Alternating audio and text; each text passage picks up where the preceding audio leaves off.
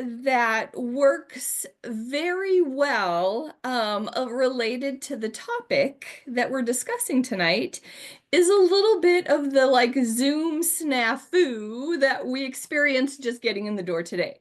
This is a prime example of a setback, right? Where you think things are going along just fine and things do not work exactly the way you think they're going to. You experience a setback. So we have all experienced a setback this evening, and how you handle those setbacks is just part of life. They are challenging, they're not super fun, but they are part of life and they are part of caregiving. So we are going to look at those again in relationship to the work we do in caring for children in out-of-home care. And whatever role you might have in our child welfare system, I just want to say welcome. Thank you for being here. Again, thank you for hanging in for those extra few minutes where you're sitting in the Zoom waiting room, kind of wondering where's everybody at and what's going on. Um, that you stuck with us, we certainly appreciate. I know I sure do. So, as we're getting started, wanted to tell you a little bit about how we came up with this topic. If you are familiar with trust-based relational intervention at all, welcome. If you're not, welcome. Everybody has opportunity to be here. Hopefully there'll be things you learn.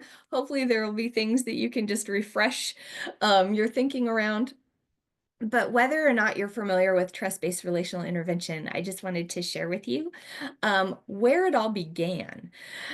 The earliest work, which then kind of continued to grow and morph and develop, started with a book called The Connected Child. And that's this little picture that you see there in front of you. And this was the earliest work of someone named Dr. Karen Purvis. And if you have experience, and I recognize a few names of people in our Zoom meeting tonight, so welcome, friends. This is the earliest work of Dr. Karen Purvis. She took all of these brilliant ideas of things she learned as her own experience being a foster parent. Then she went and got formal training in the areas of kind of child development, neuroscience, the impact of trauma on both of those things, and started kind of, I don't know, combining this all together in some kind of manageable way of understanding and approaching the work that we might be doing with kids and families. And what that began as was this book, The Connected Child, that I keep referring to. So, she took all of her brilliant ideas and wrote them down in these 12 chapters. And tonight we are going to be lifting one of those chapters out, one of these topics, and kind of spending a little bit of time just shining a particular light on this idea of how do we handle setbacks.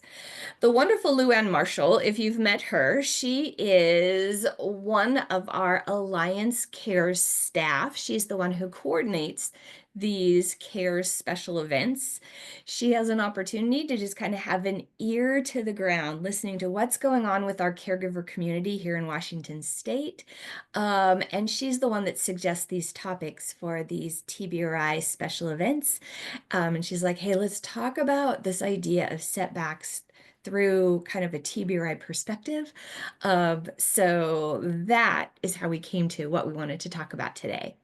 So what TBRI does, very short, like 90-second little synopsis for anyone that's not familiar with it, is it takes the idea that children who have experienced trauma are going to have an altered brain chemistry and brain development related to those early childhood experiences.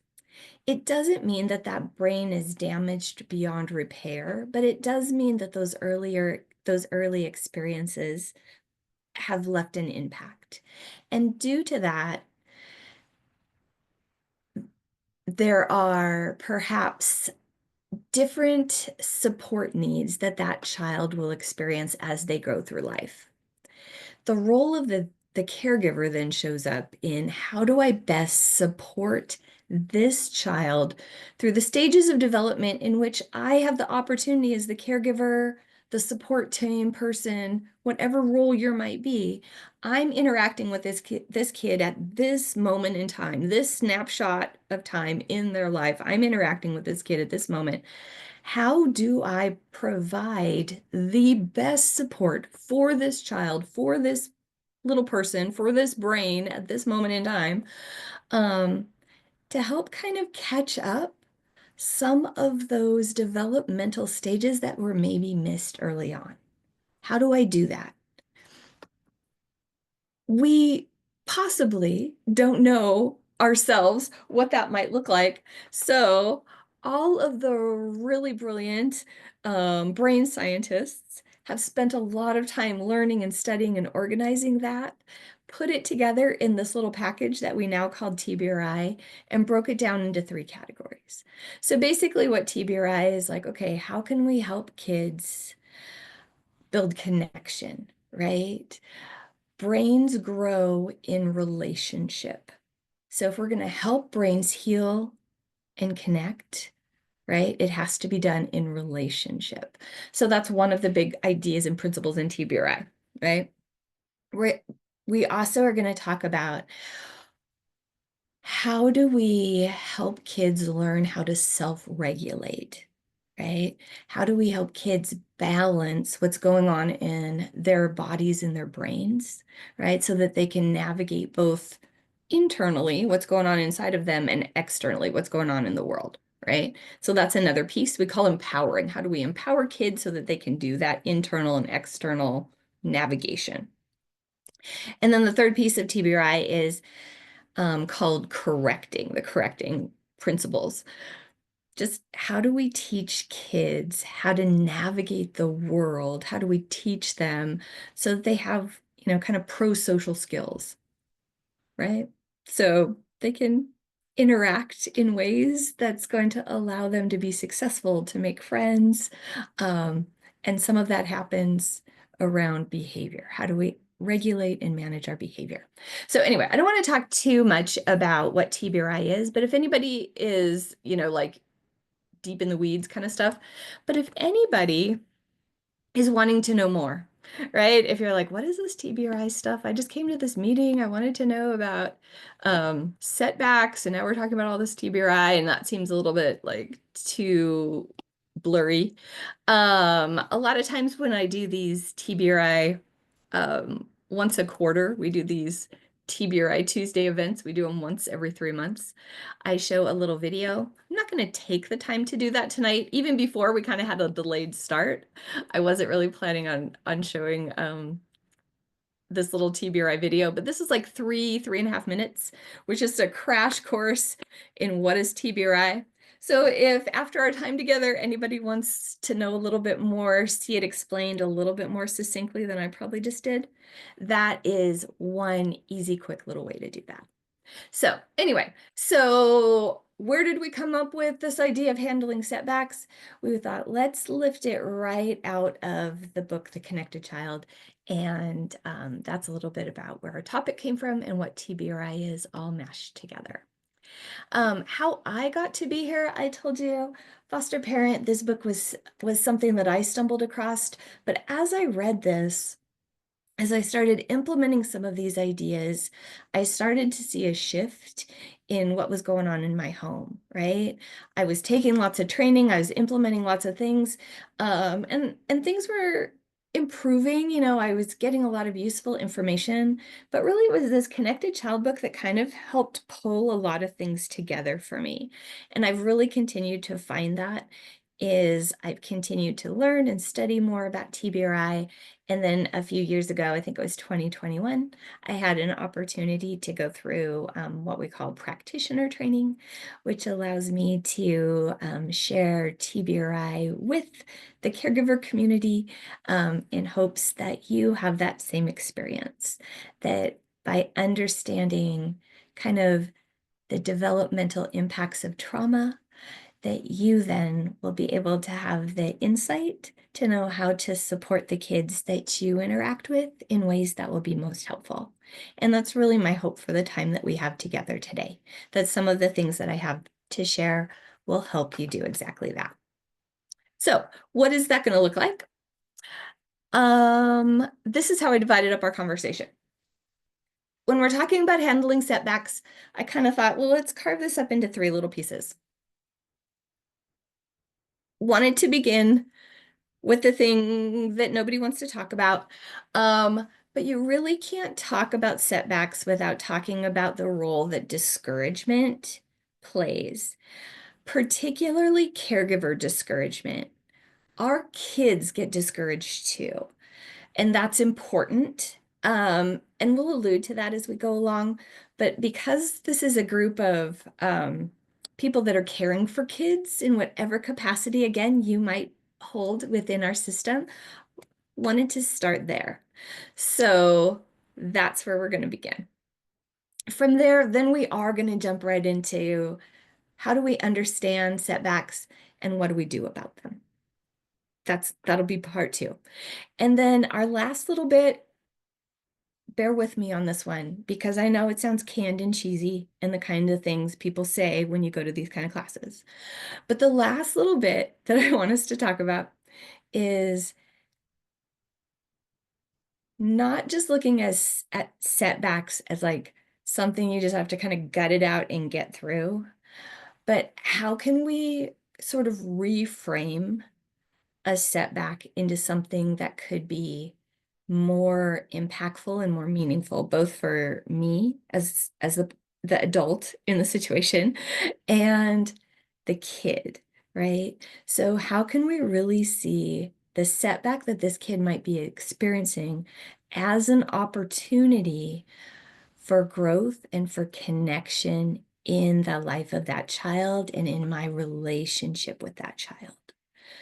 So I know that just sounds like one of those things that people are supposed to say, but don't really mean.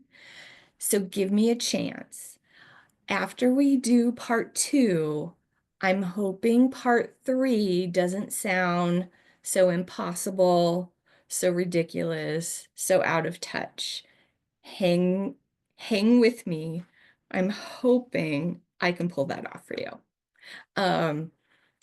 As I mentioned, I'm a foster parent. I'm also an adoptive parent.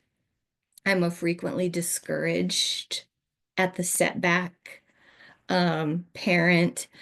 So I'm not just saying this as someone who is like, these are really pretty ideas and I'm here to share them with you.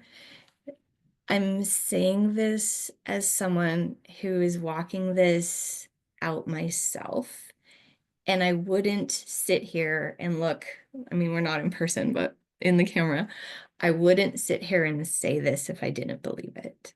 So I'm hoping that that can come across in the time that I have with you today. So, okay, let's jump in. Um, what I wanted to start with, as I mentioned, is this whole idea of discouragement. And it is really hard to experience a setback without also experiencing feelings of discouragement. And I don't want to be projecting things onto people. Maybe some of you out here aren't the type of person that is frequently discouraged. We'll talk more about what discouragement is in just a moment, so I don't want to get too far ahead of myself, but I think it's a very common reaction. Feelings of discouragement, they might last for a moment, but sometimes they can last for a season. So it can be kind of a fleeting thing, or it can be kind of like, I'm kind of stuck in the muck and I can't get out kind of a thing. Both are fair, both are valid. And there's a whole kind of in-between world where things can land as well. And for those of us that are caring for kids that are in out-of-home care, this discouragement can hit on a lot of different fronts. There's a lot of complex things that are happening. There are a lot of complex systems that we're interacting with. Our kids have a lot of needs. There's a lot going on with them. And discouragement could come from any of those sides, right? And I'm not going to take the time to list all those out. You all know them. Um, but it can seem like a kid has been making some really good progress, right? Or maybe not even progress, but even things are just kind of humming along kind of on a baseline. Um, but then maybe that kid regresses. We'll talk about regression specifically a little bit as we get into the handling setback part. So if that's kind of what drew you here to this conversation tonight, I just want to give that out there, that we'll talk about that piece a little bit specifically. Um, or even if it's not a regression in specifics, handle they experience some sort of setback, and that can feel super, super discouraging. But what is discouragement really? And then what do you do with those feelings? That's kind of where I just wanted to take a minute. Like I don't want to like get us bogged down in that, but I want us to start there. So, definition. Everybody knows what discouragement is, so I don't want to like beat that to death, but just thought I'd put it up there, right? Sometimes if you don't have a definition, it's kind of hard to have a foundation to know how to build off of that. So I just thought I'd throw it up there, and I didn't shop around for like the neat, tidy definition to suit what I wanted it to say. This is just, I threw it in a Google search and this is what came out, Oxford online, whatever. Um, Loss of confidence, loss of enthusiasm, dispiritedness. I did love that word when I saw it pop up. And when we're facing a setback, when we have a child, right, that has gone maybe backwards on some of the progress that we thought that they've made, these are things that is very likely what we were experiencing or feeling. And all of these words to the right, all these boxes, and I apologize if you're like doing this on your phone or on a little device, you probably can't read these. So I'll just acknowledge that right out there. These are a list of synonyms or related terms. Like if you're feeling discouraged, all of these little words are things that could be going along with that, right? So just to kind of get the nuances of what's going on related to language. And this is important. We're going to talk about this in just a moment, the importance of being able not just to feel what you feel, but being able to put words to what you feel. It's an important part of pulling yourself out of moments of discouragement. So I wanted to give us some language for our feelings. And this was just one little tool I used to do that.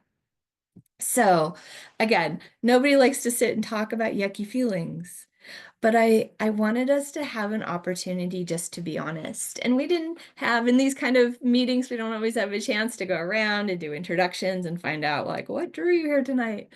Maybe you are in it with a kid right now. Maybe you are in that moment of discouragement where you are like up to here. Um, really feeling down, hopeless, questioning, why am I doing this? We're not making progress. I thought I was cut out for this. I thought I had the heart for this, but I don't. Maybe you're questioning this kid. What's the matter with this kid? Right? You don't have to say these things out loud. I'm saying them, right? Maybe I'm saying the things that you're afraid to think or say, right? Those horrible thoughts that you don't even want to voice or vocalize because we all want to be that wonder caregiver, right? That doesn't allow these kind of things to even float their head. What's the matter with that kid, right? They're doing this weird thing. They're way too old for this. What the heck, right? This is freaking me out. Why are they doing this? Um, just because we're thinking it doesn't mean there's anything wrong with us, right? You can't filter what you feel. Feelings just are, right? We can't really put judgment on them. We can have control over what we do with the feelings. but to take a moment and let ourselves be like honest, unfiltered, even if the feelings aren't super pretty all the time, there's value in that. Because when we do that, then we can move on, we can move forward, and we can move out of that place, right? But until we do that, it's going to impede our ability to get out of it. So that's why I wanted to give us this, right? It's okay if your feelings in those moments of discouragement aren't super pretty. And it's okay to be honest about that. You don't have to say it out loud here, but you do need to say it to yourself. And that's all right. So let's talk about what discouragement is. When you are feeling discouraged, there are a number of processes that are happening in the brain. Now, this is your brain we're talking about. We're not talking about kid brains. This is true of kid brains as well. But right now we're talking about adult caregiver brain. Discouragement, as you can see right there on the slide, is normal brain functioning. You can't help but feel discouraged at times. It is neurologically, physiologically, and biologically impossible to not feel discouraged, depending on the situations that you're in, right? Some of us might be more prone to it than others, but it is a normal and natural neurological process. And I want to tell you a little bit why. Because if we understand that, then we can figure out what we can do to reverse it and pull ourselves out of it. And so that's kind of where I wanted to start. So remember, trust-based relational intervention is all about understanding what's going on in the brain and then what kind of support and help is needed. So we're going to TBRI our kids' brains, but we can do the same thing for our own. So let's start there. There are more, I picked out 3 things to talk about. There are more things going on in the brain in periods of discouragement than the ones that I'm talking about, but these are kind of the big ones. These are kind of the easiest ones to talk about. So this is a great place to start. But if you ever wanted to do more of your own study and research on this, you're going to find there's more neurological processes happening at the same time. So I don't want you to think this is an exhaustive list, but I just wanted to give us enough to kind of get our conversation going today. So number 1, when we are feeling discouraged, that is going to activate our limbic system. And again, since we haven't had a chance to get to know each other super well, I don't really know how much kind of background information y'all have about brain development as a whole. But what I do know is that you're here today, and most of you probably have some degree of trauma background, training, and knowledge. If you haven't, that's okay. Welcome to the world of what we call trauma-informed care. If this is your first piece of that, I would be delighted to be the one to introduce you to it. But I'm guessing most of you at least have a little background knowledge in that. And one of the things that we talk about when we talk about trauma's impact on the brain, it is kind of a basic understanding about how the brain forms. The brain forms from the bottom up, and it starts with its simplest functions to the most complex functions. So here on this slide in front of me, this is just a, kind of a, I don't know if I'd ever say a brain is a pretty thing. Brains are always weird looking. It starts down here with the brain stem, moves up into kind of the middle limbic part of the brain, and then all of this is the cortex. This is the prefrontal cortex, but it goes from the simpler parts of the brain to like the fear and stress parts of the brain to the thinking parts of the brain. And that's the order in which things develop, right? So we say the brain has a bottom-up organization or development, right? So the limbic part of the brain is kind of, I don't know, this isn't a great diagram because it's kind of from the wrong side, probably kind of in here somewhere. It's not very big, but boy, it has a big job, and boy, can it cause a lot of ruckus. Um, Part of the limbic system is the amygdala. And that's responsible for processing emotions like fear, frustration, sadness, all things that are associated with discouragement. So when you are experiencing, as an adult, true of kids too, but we're not talking about them right now, but when you're experiencing discouragement, this is going to trigger your fight, flight, or freeze response, right? In an oversimplified definition of what the limbic system and your amygdala all have going on, right? It's going to trigger your fear responses, the stress response system of your brain. And it's going to flood your brain with stress hormones like cortisol. And it's going to signal your body to react emotionally to this experience, right? And some of those feelings can be things like you're going to feel anxious, perhaps defeated, hopeless, right?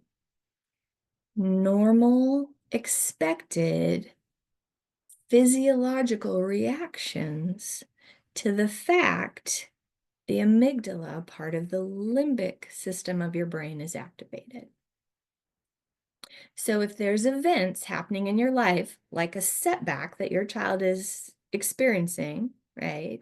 And you're experiencing alongside your kid, this whole system, this whole process of your brain is activated, and along with it comes the kind of the flooding, the activation of these stress hormones. With these stress hormones, that's going to kind of kick up these emotional responses in relationship to that, right?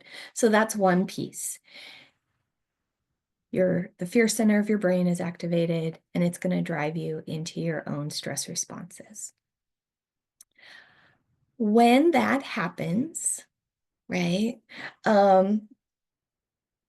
another thing might happen, right? So you're in your stress response part of your brain, kind of a lower, more primitive part of your brain. The prefrontal cortex is a part of our brain that we really like. That's in charge of things like planning, decision making, self-regulation. We talk a lot about with kids of trauma how the prefrontal cortex, this stuff up in here, the last part of our brain to develop, right? Brain develops from the bottom up, and this is the last part of the brain to develop right up here. They say, people have probably heard this again, um, don't want to bore people that have had a lot of, brain information already. The prefrontal cortex continues to develop into the mid to late 20s, is what our information is telling us now as we continue to study these things.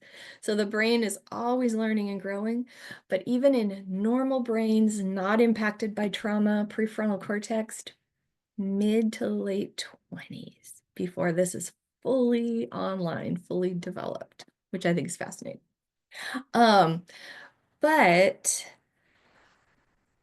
in times of discouragement, yes, the limbic system is going to be activated, which is a lower part of your brain, but it can also activate your prefrontal cortex, which a lot of times that's a good thing. We want that, right? As I mentioned, all these great systems that involve like more elevated processes like thinking and problem solving, but the prefrontal cortex might perceive the situation as things like maybe it's insurmountable, maybe it's out of control, and it might start to overly focus on things like perceived failure.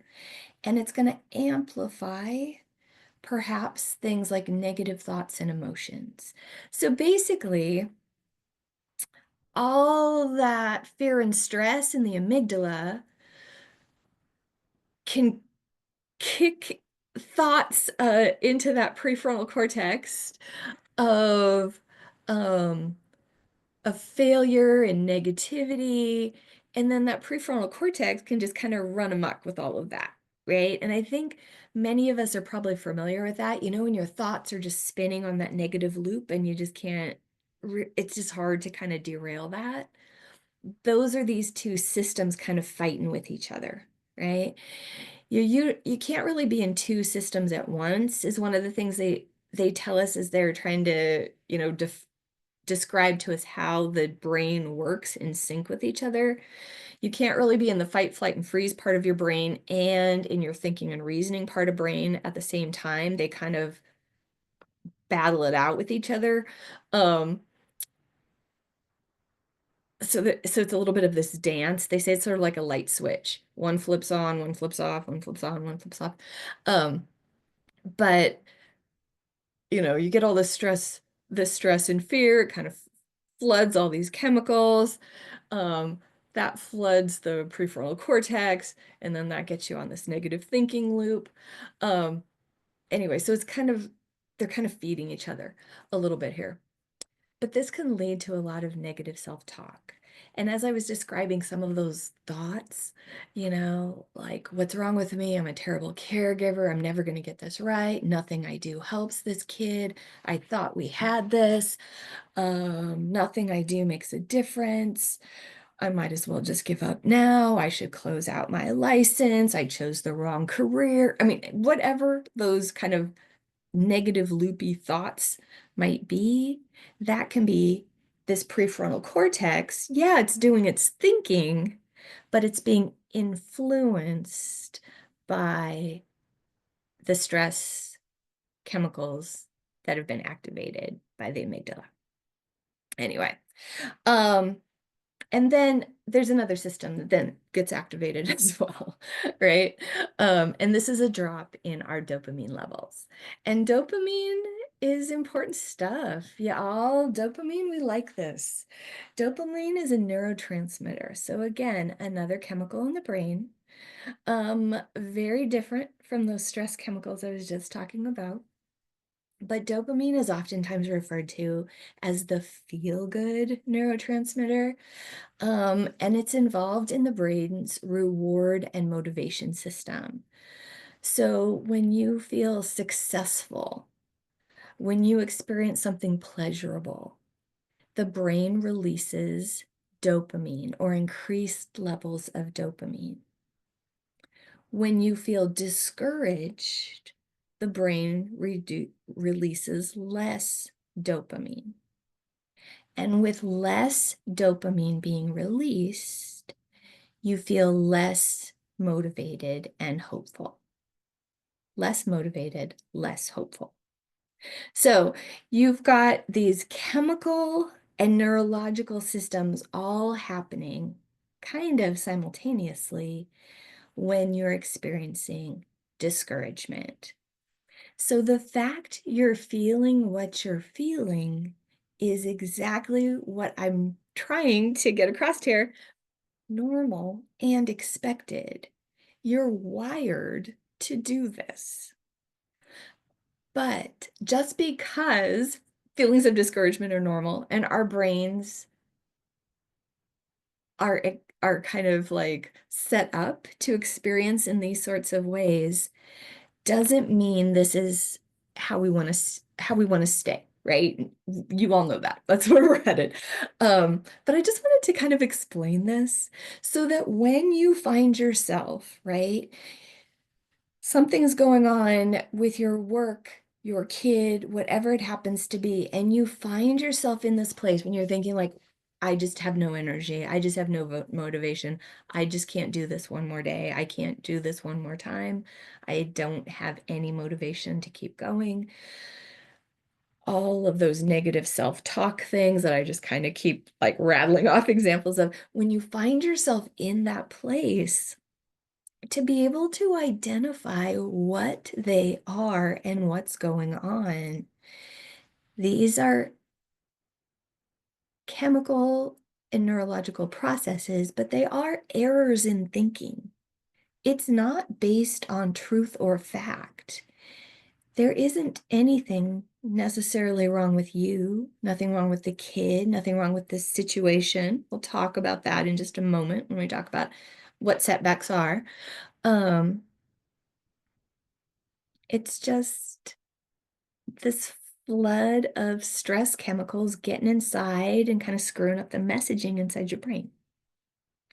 So if we can identify it, then we can fix it, treat it, flip it around. And that's kind of what we want to talk about now. So anyway, discouragement, natural neurological process to events that are happening either to you, around you. Oftentimes these are going to be out of your control, right? The events, the situations, you can't control them. Even if you can, right? Maybe the events are your fault and you feel discouraged. Um, because goodness knows we probably have all done things that are our fault and we feel discouraged about them. But at the end of the day, what can we do about that, right? What do we do about those feelings of discouragement instead of staying stuck? Remember all those boxes I just showed you, all those feelings, right? What do we want to do, right? So we don't stay stuck in those boxes. As I said, if we can understand this process, then we can know what we can do to pull ourselves out of these processes. And the cool thing about what we're going to talk about next is that the processes that we're going to use to pull ourselves out of discouragement are the same processes that we're going to use with our kids when we talk about how to handle setbacks. So it's the same things. So you're not having to learn like two sets of different strategies. It works on us, it works on them. So I hope that's helpful to you. So on the screen in front of you, what we're going to be talking about regulation, we're going to talk about connection, and we're going to talk about felt safety. So let me jump in because I want to keep an eye on our time here. All right, let's begin by talking about regulation. And I hope y'all like brain stuff because there's just no way to get away from it. When I'm talking about regulation, I want you to think about balance, not necessarily calm. We try to equate the two, right? Like when we talk about, I need to help this kid regulate, or this kid's dysregulated. What a lot of times I think in our brains, we're trying to equate this as calm. I need this kid to be calm, or when I'm feeling dysregulated, I'm trying to get myself calm. Calm is great. We love calm. Calm is wonderful. But calm is not always the goal. Calm is not always realistic. When we're talking about regulation, really what we're talking about is, are we able to access our thinking brain in that moment? Are we able to get out of our limbic system, our activated limbic system, which is green right here? It's turned on, the light switch is on here. And are we able to get up here into our cortex, our thinking and reasoning brain, right? So we want to flip these. We want to turn this off. We want to turn off the limbic system, that activated stress response, flight, freeze. We want to turn that off and we want to get back up here. We want to get up here to thinking, reasoning. We want to turn this green. So we want to flip these two. That's what we're talking about when we're talking about regulation. And if you think about yourself, you can probably see this. There are probably times in your life that you can identify where you did not feel calm. Inside, maybe outside, externally as well. You did not feel calm, but you could still think. You could still problem solve. You could still talk it through. You were not calm. You were all turned up inside. You were angry. You were stressed. You were frustrated. You were all those things, but you could still think. That's our goal for our kids. We don't always need them to be calm, but we need them to think. So same thing for us, right? So when we're talking about regulation, are we able to keep our thinking brain online? So instead of being in that protection, fight, flight, freeze mode, can we keep our thinking brain on? And when we're experiencing discouragement, right? When our amygdala is all activated and it's stirring up all these kind of negative thoughts and feelings, right? because our kid is out of the setback, or our kid is regressed in some way. It's easy to get stuck right here. It's easy to get stuck in all this like fearful negativity kind of stuff. Um, so to avoid this, we have to do something that's going to feel kind of negative, kind of counterintuitive. And I kind of alluded to it earlier when I said we have to pause, we have to take a moment and we have to sit with all those negative, yucky feelings. And I'm sorry, people don't like talking about feelings. This isn't one of those classes where we have to talk about our feelings too much, but we got to give them a minute. We got to give them a minute, right? And we have to be honest about them. And we have to, as I said, we have to give them words. We have to name them, right? Even if they're mean, even if they're ugly, even if they're ugly about me, even if they're ugly about the kid, we have to be honest about them. Don't be ugly to the kid. Let me rephrase that. We're recording this. I want to make sure Sherry did not say ugly words to this kid, but in your own honest heart and self, take that moment just to be honest with your own thoughts and feelings and put words to them. Because what this does, and you probably, might sound familiar from some of the parenting classes you've taken in your lifetime, right? When we take the time to put words to our feelings, even though it's hard, even though it's scary, even though it's uncomfortable, what we're doing is we're moving from our amygdala, from our activated limbic system, and we're connecting it to language, which is a function and process of our cortex. So we're pulling from here and we're getting up here. So how do you get out of being stuck in all that yucky fear protection stuff? One way, there's lots of ways to do it, but one of the easy ones we teach our kids, but we can also do this ourselves, is we put language to our feelings, and that's going to kick your brain out of stress, fear, and protection into thinking and problem solving. We sometimes call this name it to tame it, right? Putting words to your feelings. And this hopefully helps you see it. That's why I put this little diagram up there, right? That can help bring us into balance, right? You can't control your limbic system. You can't control what goes in there or goes on in there. It's instinctive, it's protective. It's been wired and programmed to react in a specific way. It's true of your kids, it's true of you. And but when you take your limbic responses and pair it with language, that's going to push it again up into the cortex. And you can control what happens in your cortex. You can't control what's happening in your amygdala, right? Or your limbic system.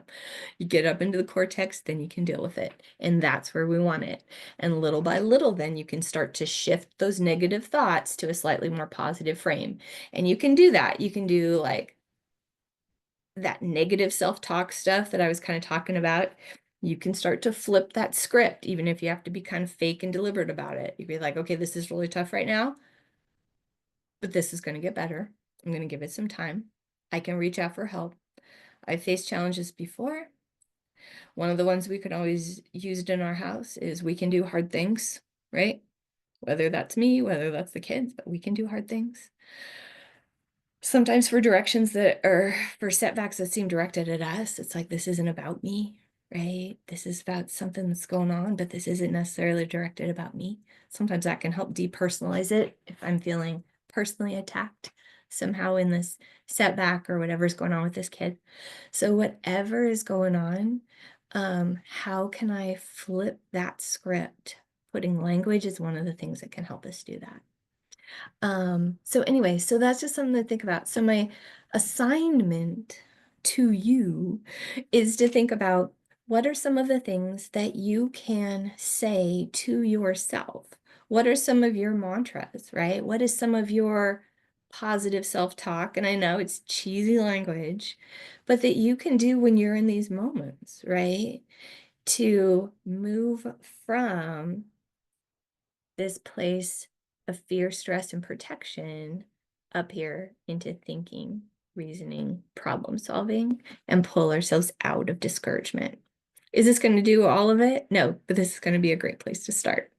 So, all right. So that is regulation. I've got a couple more kind of like discouragement busters I want to talk about, but I wanted to check in with Deshauna. We've been going for about an hour and see if you wanted to pause and take a break here. Yeah, that sounds like a good idea. If we take a quick bathroom break. Yeah, Um, is 5 minutes on okay for everyone? And feel free to either come off mute and say okay or just put a thumbs up if you would like. I'm good with that. Okay, perfect. Then yeah, we'll take 5 minutes. It's 7:34. Let's just come back at 7:40, just to make it easy. And sounds I'll great. pause the recording.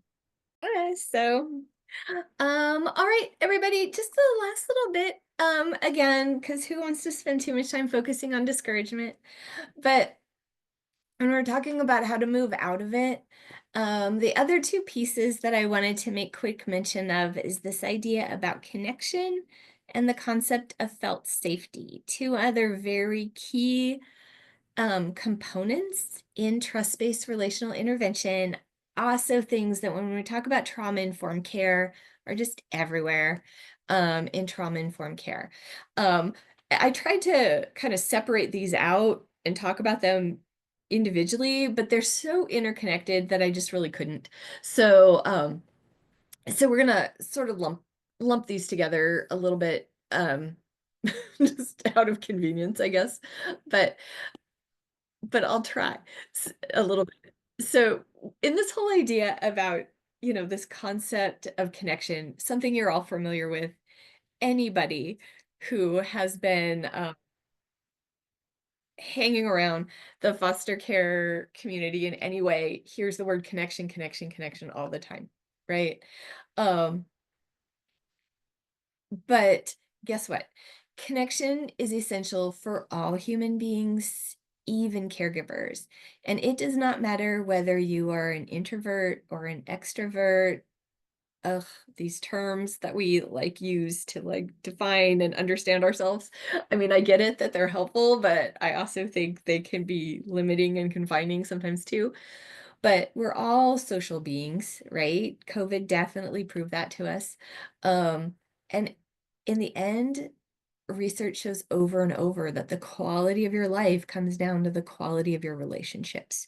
You might need to have a lot of relationships, but you do need to have relationships. And in caring for children with complex needs, such as oftentimes kids who've experienced trauma often are, those daily care needs can be significant. And that can lead to things like isolation for those of us that provide that care. Um, and maintaining relationships can then become challenging, right? Or at least the impacts can have impacts on those relationships. So when you find yourself in times of struggle, perhaps it is not uncommon as someone who works or serves children in this community to look around and realize that maybe your relationships have distanced somewhat, whether that's deliberate or not deliberate on your part or their part. Um, and when you're in that time of discouragement, you will often lack the motivation to seek out and connect with others. But the safety and healing quality of those relationships will be part of what helps move you out of that discouragement. Um, but you must kind of be operating in your prefrontal cortex to do so, right? Which relates to all this regulation stuff that we just talked about a moment ago. So even though, we're trying to talk about these separately, they are so intermeshed. So connection, relationships, huge and important. Um, Difficult oftentimes to maintain. Felt safety, a little bit of a lesser understood concept. Definitely, I think perhaps maybe not invented by Dr. Karen Purvis, again, kind of the founder and creator of what we now know as TBRI, but she is definitely the one that really brought this concept forward and has now made it one that we kind of talk about. And even if it's not a term that you're familiar with, I think you probably recognize the concept of it, or the difference between like being safe and feeling safe. You know, someone can tell you that you're safe, and yet still deep down you truly don't believe it.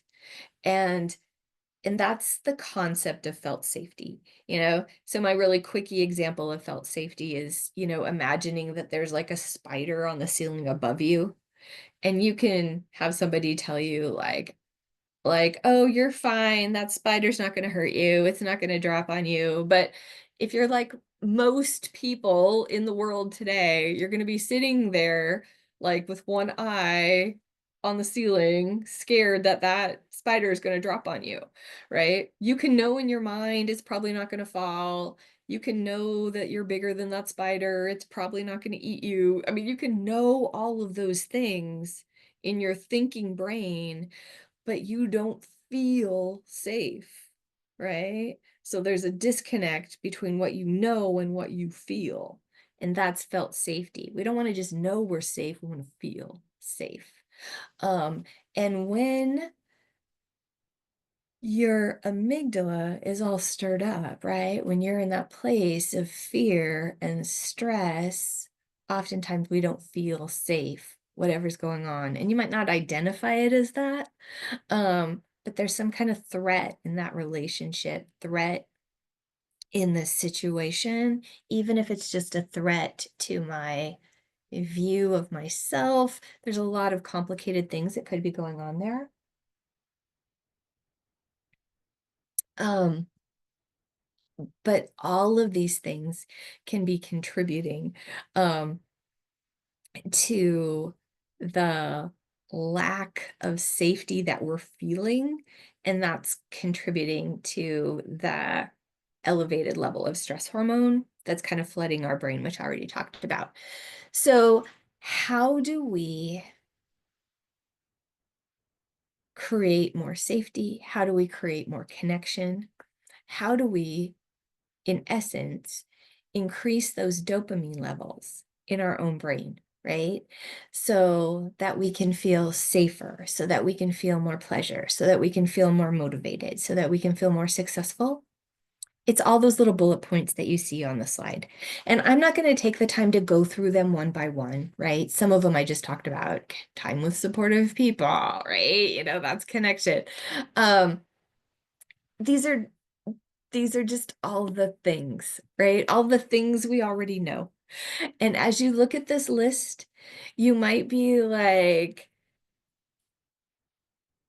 this looks a heck of a lot like self-care, you know, the dirty word that nobody ever likes to talk about in the caregiver community, because we all know none of us are very good at it. Caregivers were historically bad at self-care, right? It's in the definition. We take care and we give it. We don't take care and reflect it back on ourselves, right? Um, yeah, it's the same thing. Right? At the end of the day, what does self-care do for us? It increases the dopamine levels, right? It gives you those feelings of pleasure, right? So it increases those dopamine levels in your brain that you feel more motivated, right? That you can continue to move forward and you know, just take more action, learn, grow, be more successful, continue to press through difficult situations, all of those things, right? So it's the same thing, just packaged a little different, perhaps. So maybe, I don't know if that's helpful, a different way to think about self-care. If you don't like the word self-care, you could be like, I need to increase my dopamine levels, right? Maybe that'll speak to the science geek in you. Um, but these are just some of the things that we can do to help pull ourselves out of that season of discouragement. So I don't want you to leave here with one more list of things that people tell me I have to do to take care of myself. That is really not my heart and intention. Because that, if you're in a season of discouragement, can be really discouraging. So please, that is not what I hope anybody is sitting there feeling.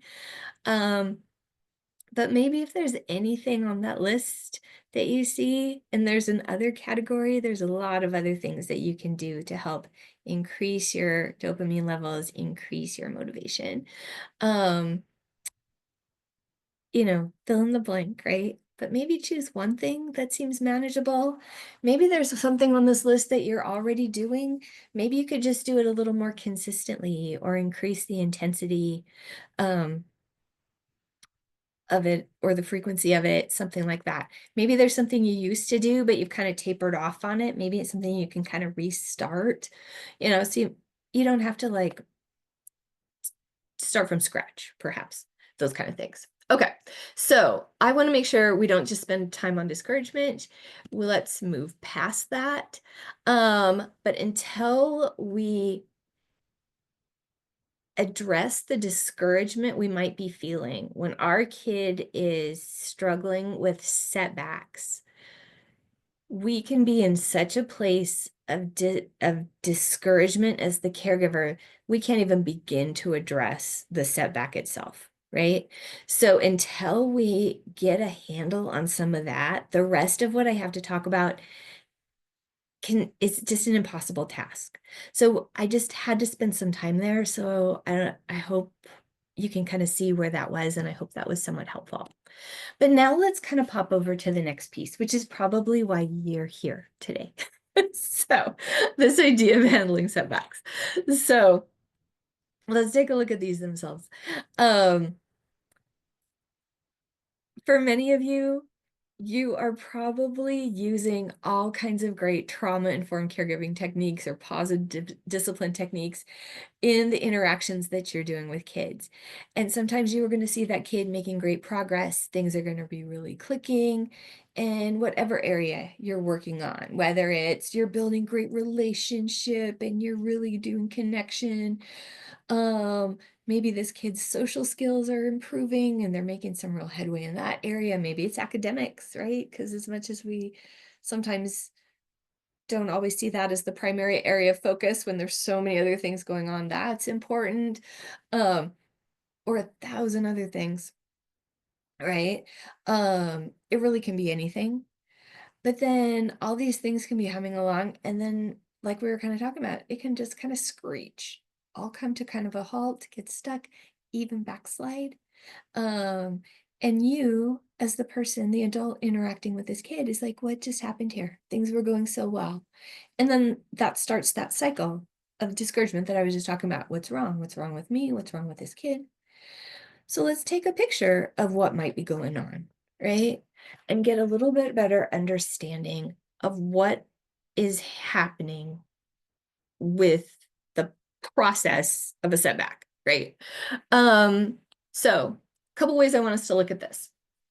Just like discouragement is a normal neurological process, discouragement is, setbacks are a normal part of child development. And I think we all know that, but I just wanted to kind of frame it up for you a little bit. If any of you have had a chance to take our introduction to trust-based relational intervention, as I mentioned, we have a whole kind of like suite of TBRI courses. One of them we called Trust-Based Relational Intervention, Introduction and Overview.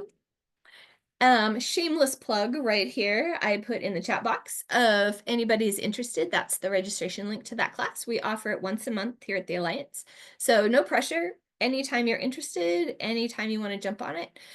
We wandered around the catalog. We offer it all the time.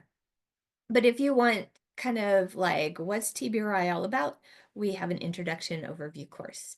But one of the things that we talk about in the introduction and overview to TBRI is that there's kind of 5 major stages of brain development. And it's during those times that the brain is going through these kind of particularly dynamic periods of brain growth, right? The brain is always growing and developing and making new connections, but there are certain times, right? Certain stages of development where this is even more focused and intense. And during these stages, you will often notice an increase in your child's challenging behaviors. Along with that comes an increase in support. But what this can often look like is a setback of some sort, right? A regression, which meant, again, I mentioned I'm going to talk about. Um, and this seems just wrong. It seems contradictory. It seems confusing because if the brain is growing and developing, right? You just said, Sherry, this is a time the brain is really firing. It's really coming online. Why would I see us be going backwards? Wouldn't it be showing up if this brain is really growing, building more connections, really having a period of kind of intense growth and development? Wouldn't I see higher level of skill and function? That's kind of what you would assume, right? But as the brain is developing new synaptic connections, so remember, like the brain develops neural pathways, right? So neurons are developing, and these neurons communicate to each other through kind of like these electrical charges that we call synapses. So that when I talk about the brain is having these periods of like dynamic growth, there's like all these connections, neurological connections being made.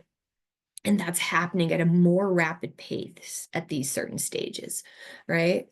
But kind of what's happening then is because there's so much growth, there's so many of these new connections being made, they really haven't had a chance to sort themselves out and organize themselves yet. And because it's kind of there's this disorganized mess, kind of, um, things just can't communicate effectively. Um, and that's where we see setbacks, or and it might look like behavior challenge, but a lot of times those behavior challenges come in the form of setbacks. So it's maddening, it is frustrating for you as the person, the adult interacting with your kid, but it's also for that child. But it's also absolutely normal. And this is normal for kids that have experienced trauma, but it's also normal for every kid. Our kids, again, because their brain chemistry is already impacted by trauma. Talk maybe about that a little bit more in just a second. We could see a more profound effect sometimes at these stages. Um, but it's it's a normal, expected part of child development. And for any of you that have been hanging out with kids, you might have seen this. I don't know. I remember very, very young, many years ago. I remember having a friend um who had this baby that we thought was like this wunderkind, like I don't know, 10 months old. I swear this kid was talking like in complete sentences. Very, very phenomenal little person. And then he just sort of forgot how to talk. And I remember, I didn't have kids at that time and thinking like, oh, there's something wrong with this kid. Did he have a stroke? Like, what was the matter with him? Like, really, it was really pronounced. Like, he just sort of forgot how to talk. Like, he had a few, like, he had, like, basic kid vocabulary again, but forgot a bunch of stuff. Looking back on it, he had a really weird, wise mom who was just kind of like, yeah, he just kind of forgot how to do all that. I don't know what happened. She didn't freak out about it. But, what he was experiencing was one of these setbacks, right? Where like his brain was just growing a bunch of new stuff, and some of those language skills just kind of got reorganized and hadn't had a chance to sort themselves back out yet.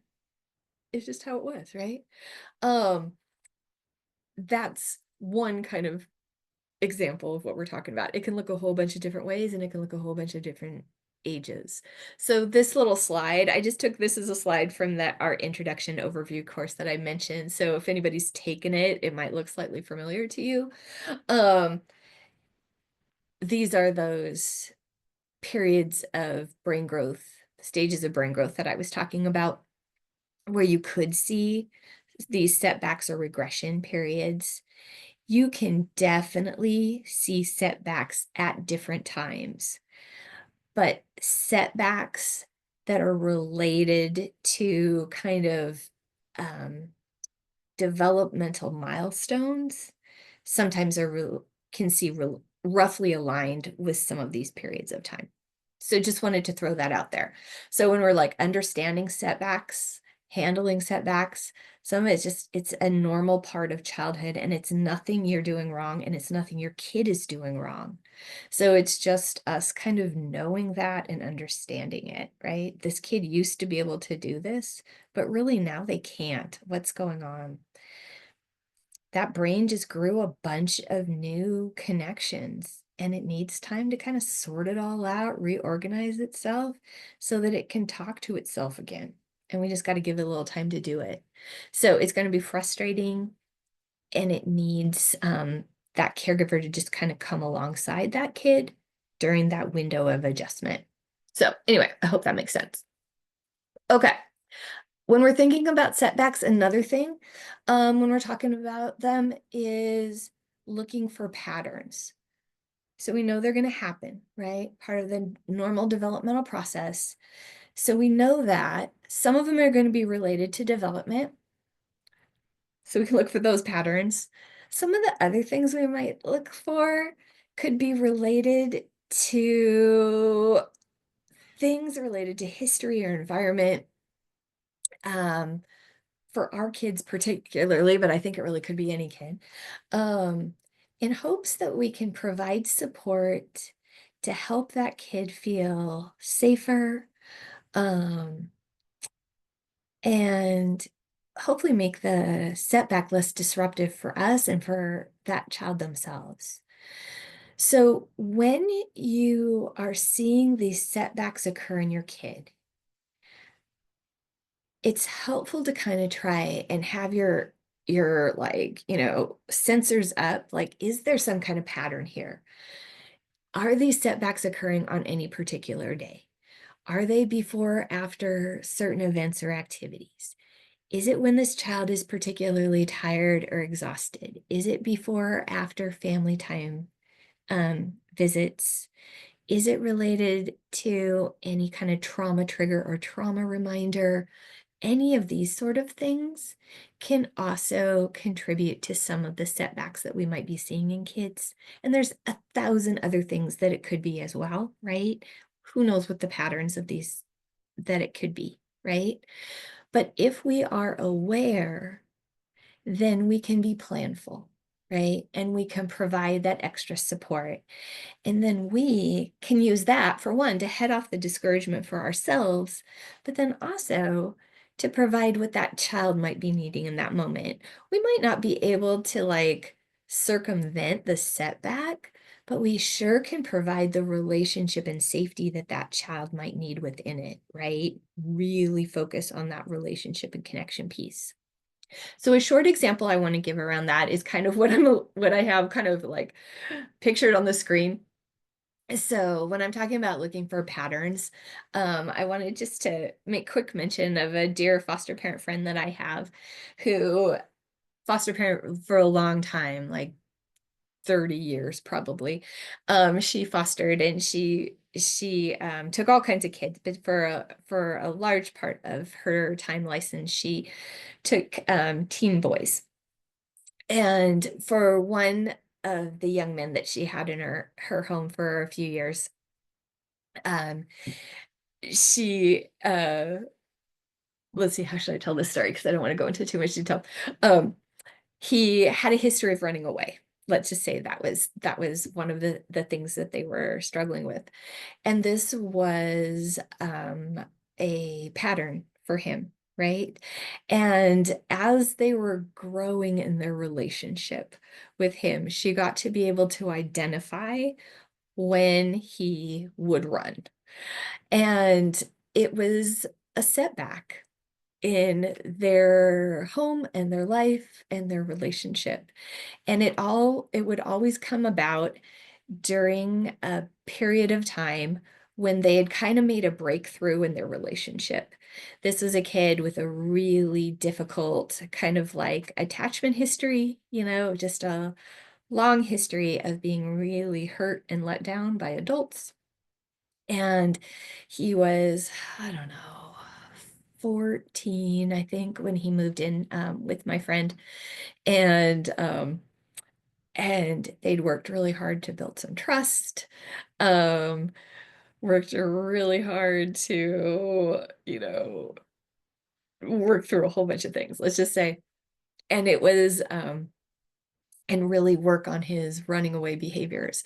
But when they would kind of, have a moment where they had some kind of cool moment of connection, how you can have that with a kid where, you know, you have just kind of a cool kind of moment where it feels like, you're kind of connecting, we're kind of pulling together. Later that day or the next day or two, he would take off.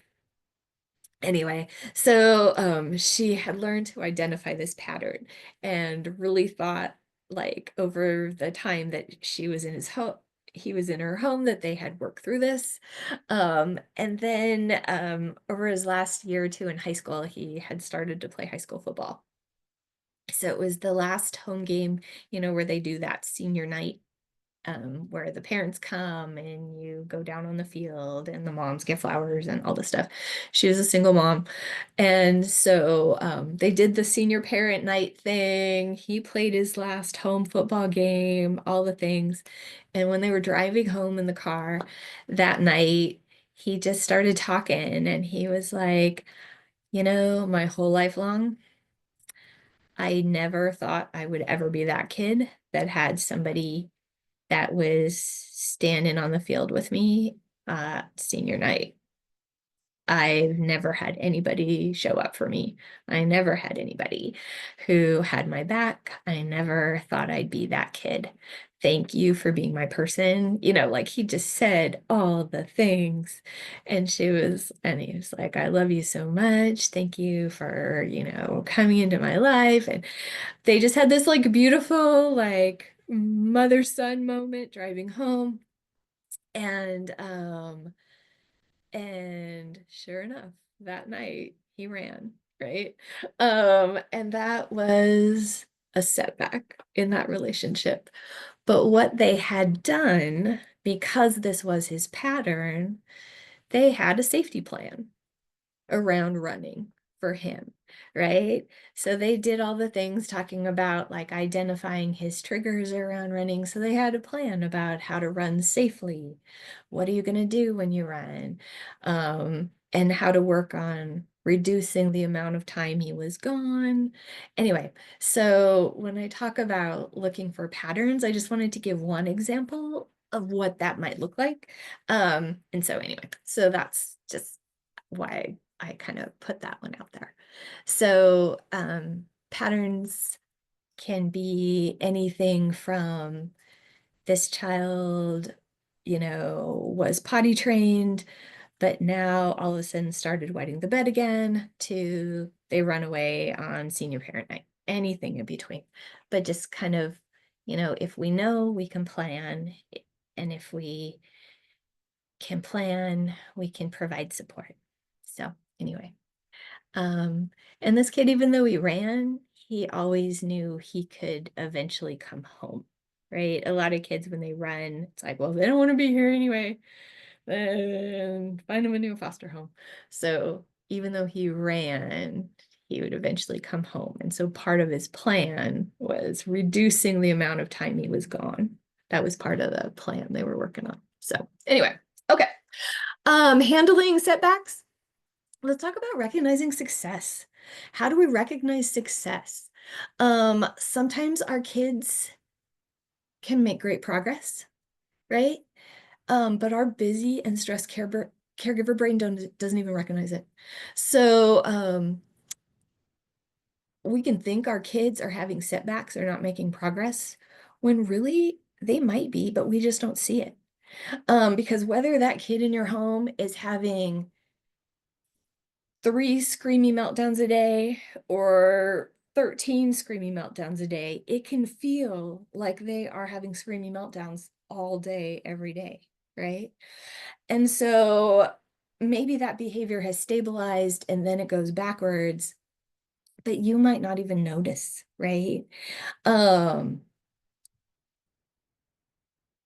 and this is not necessarily like anything like a fault. I'm not saying this is a fault of ours as caregivers. Um, it's just that challenging behaviors can do that for you. They can kind of blind you to what is actually happening.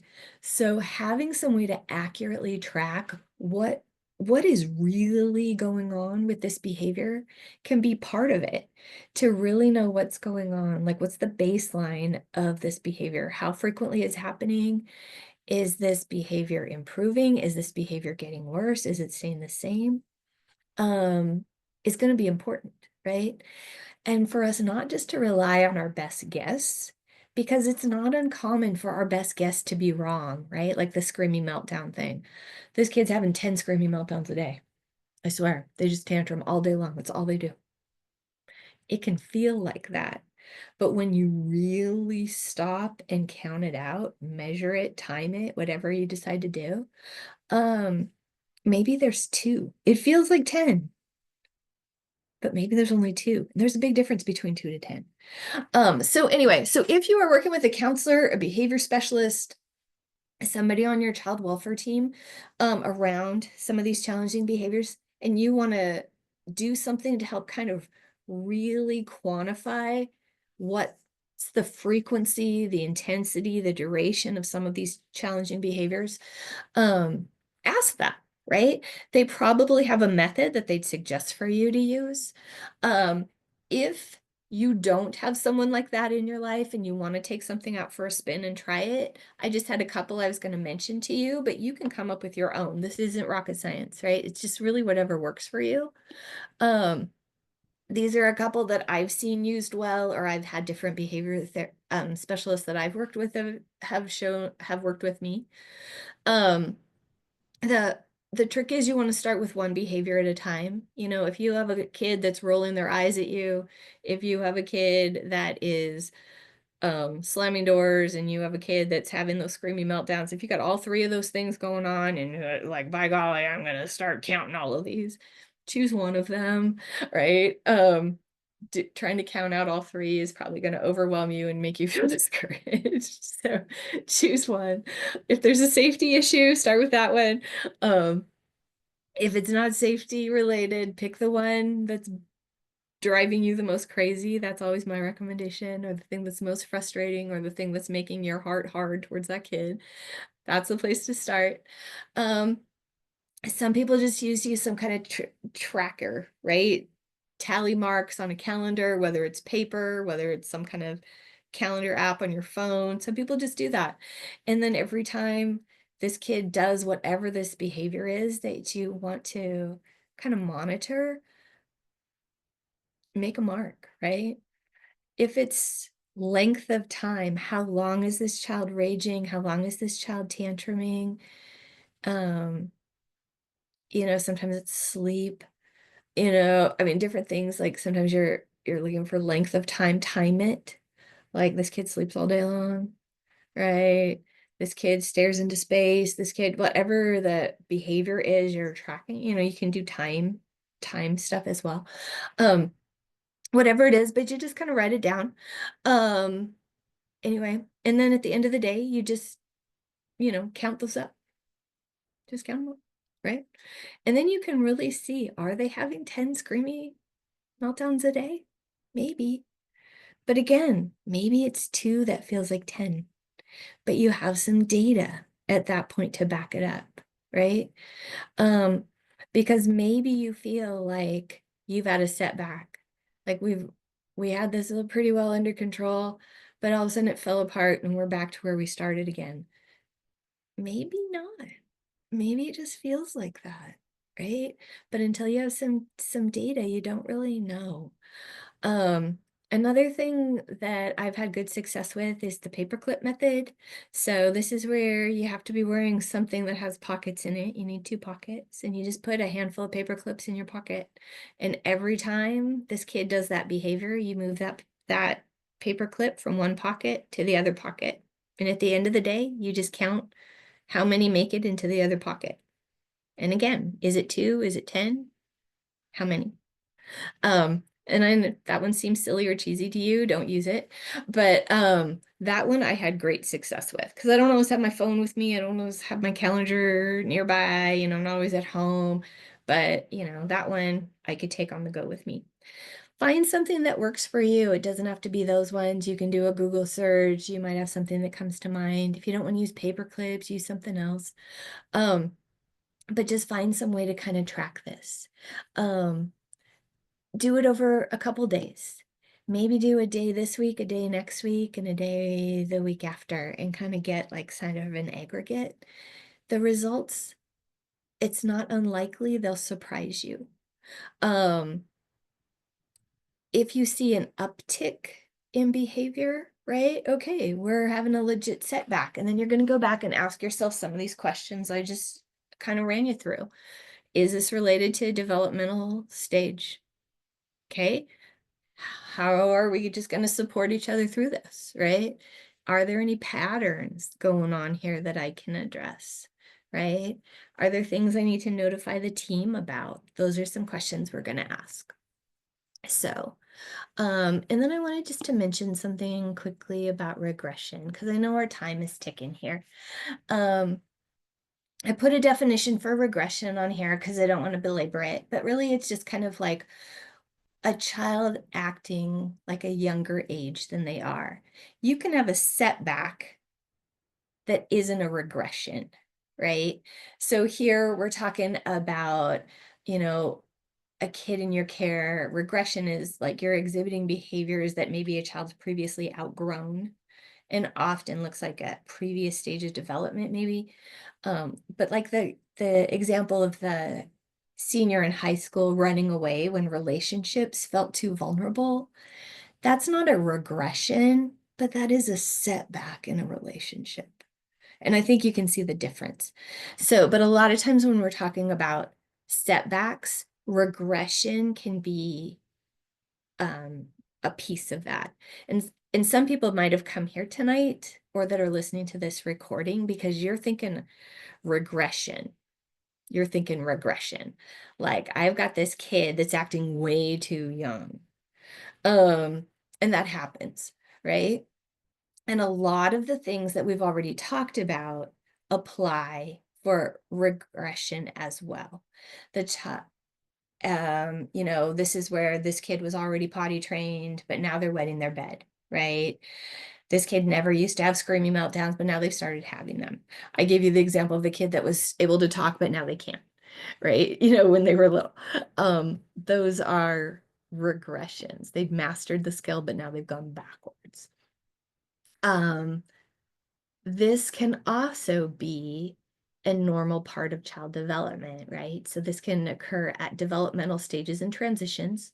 That's super normal too. But there could be some other common causes, and I put those on this slide.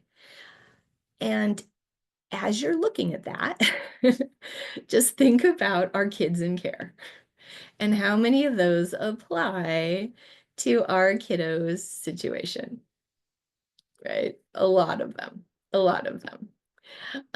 For any of you that want more information about the regression side of setbacks, I wanted to share with you, because I won't take the time to go deep into this right now.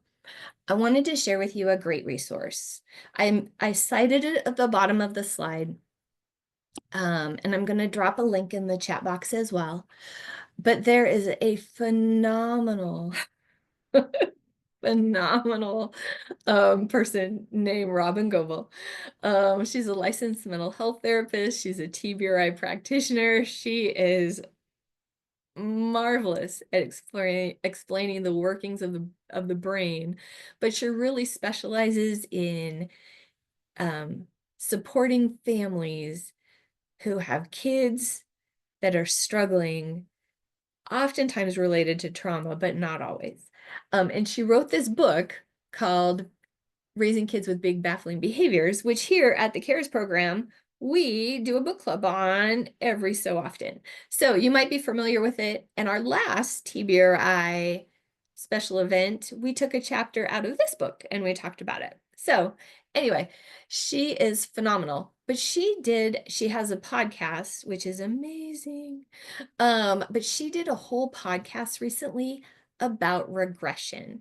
So I threw that in the chat box. So if regression is the thing that you are really dealing with or want more information about, I just wanted you to know the link is right there. It's on her website. It's great. But she's going to go into a lot more depth about it. And basically, this little quote that I threw on there sort of sums it up, right? That when we get stressed, we regress.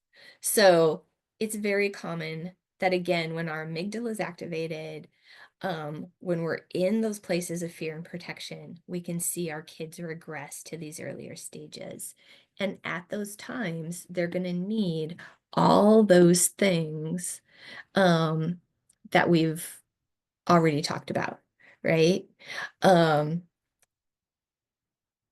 We have an opportunity when we see our kids presenting with these setbacks, with these regressions.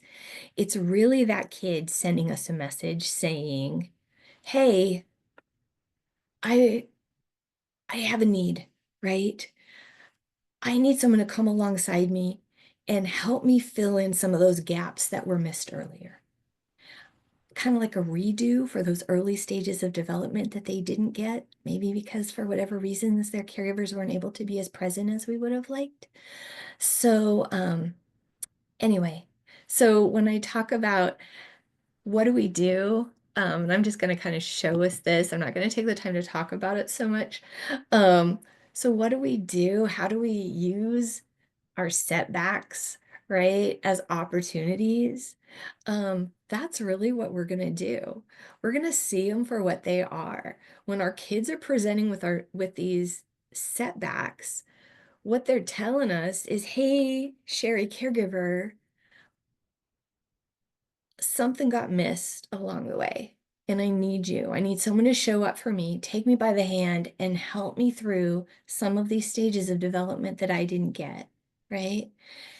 And the way we're going to do that is really, as I mentioned, through the same things we're going to do for ourselves to get our brain back online when we are feeling discouraged. We're going to focus on co-regulating with that kid. We are going to focus on helping that kid feel safe. And we're going to focus on how can we build relationship and connection with that kid. That is how we take that setback and we turn it into that opportunity for growth and connection. So there's lots more I could say on all of these things, but I did just want to leave these last couple minutes, and I apologize for how few minutes there are. If there's any thoughts, comments, questions, discussions about anything setback related, I would love to have a chance to chat on those with you. So in the chat, unmute, however you want to do it. Would love to hear your thought on these